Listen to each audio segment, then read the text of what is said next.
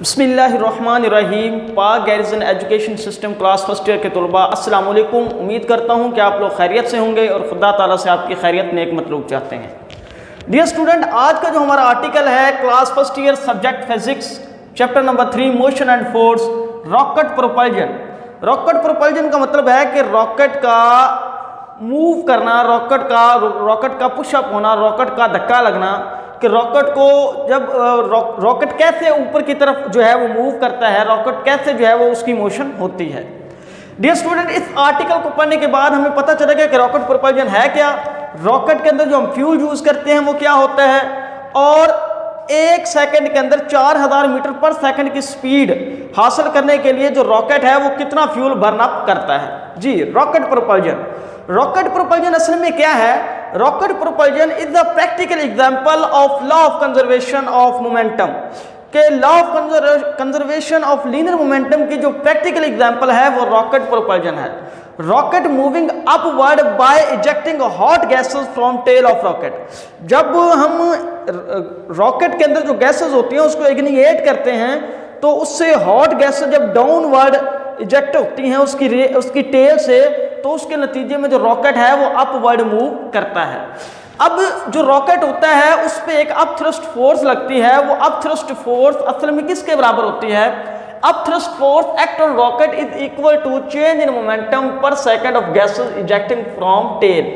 अब जब हम वो रॉकेट के अंदर जो गैसेस होते हैं वो फ्यूल होता है उसको जब बर्न अप करते हैं तो उससे गैसेस जो हैं वो टेल से डाउनवर्ड डायरेक्शन में टेल से जो डाउनवर्ड डायरेक्शन में जो गैसेस हैं वो जब इजेक्ट होती हैं तो जितना change in momentum per second उस गैसेस का होता है उसके बराबर अपथ्रस्ट फोर्स जो है वो रॉकेट के ऊपर लगती है। जितनी change in momentum per second से वो गैसेस को डाउनवर्ड डायरेक्शन में इजेक्ट करता है, गैसेस उतने ही अपथ्रस्ट फोर्स के साथ रॉकेट को अपवर्ड डायरेक्शन में मूव करवाती है।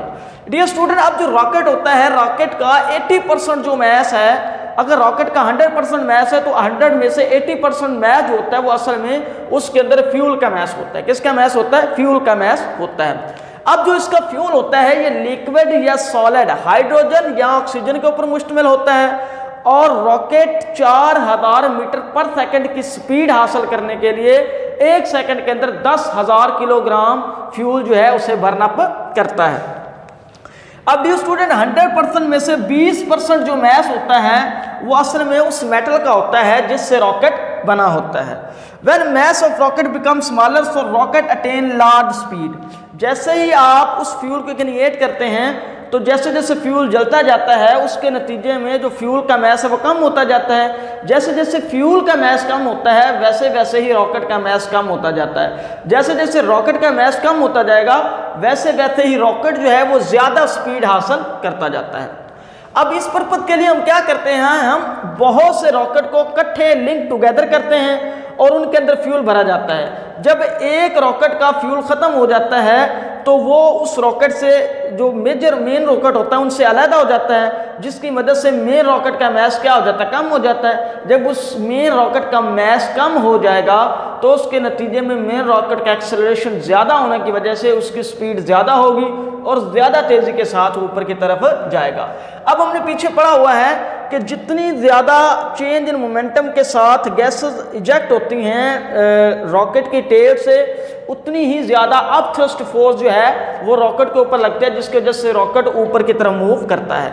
तो देखिए, change in momentum per second in gases, कि जब हम फ्यूल को बर्न अप करते हैं, फ्यूल को इग्निएट करते हैं, उसको आग लगाते हैं तो उसके नतीजे में गैसेस बनती हैं। गैसेस के मोमेंटम में जो तब्दीली आती है विद रिस्पेक्ट टू 1 सेकंड।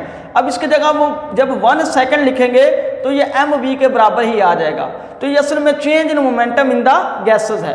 अब जितना change in momentum in gases होता है उतनी ही अपथ्रस्ट फोर्स जो है वो किसके ऊपर लगती है? रॉकेट के ऊपर लगती है। तो इसका मतलब है upthrust act on rocket. Rocket के ऊपर जो लगने वाली अपथ्रस्ट है वो है M is equal capital MA। अब ये जितनी अपथ्रस्ट होती है उतना ही change in momentum per second in gases होता है। जितने चेंज इन मोमेंटम के साथ गैसेस जो हैं वो डाउनवर्ड डायरेक्शन में इजेक्ट होंगी उतनी ही अब थ्रस्ट फोर्स के साथ जो रॉकेट है वो अपवर्ड डायरेक्शन में मूव करेगा। तो ये देखें, ये दोनों क्या हो जाते हैं, बराबर हो जाते हैं। तो इधर से ये कैपिटल M है, ये इधर मल्टीप्लाई हो रहा है, इधर जाके डिवाइड हो जाएगा। अब देखें जो एक्सेलरेशन है ये मैस के क्या आ रहा है, इन्वर्सली प्रोपोर्शनल। जितना रॉकेट का मैस कम होता जाएगा उतना ही वो ज़्यादा एक्सेलरेशन हासिल करेगा, जितना ज़्यादा एक्सेलरेशन हासिल करेगा उतनी उसकी स्पीड ज़्यादा होती जाएगी। और जितना ज़्यादा फ्यूल इस रॉकेट के अंदर हम रखेंगे, जितना ज़्यादा वो बर्न होता जाएगा उतने उसका मैस कम होगा और उतनी ही ज़्यादा स्पीड के साथ वो ऊपर की तरफ मूव करेगा। डियर स्टूडेंट, उम्मीद करता हूँ कि इस आर्टिकल से आपको अच्छे तरीके से समझ आ गई होगी। किसी भी पॉइंट पर कन्फ्यूजन हो तो मैं व्हाट्सएप पे या कमेंट्स में ज़रूर बताऊँ।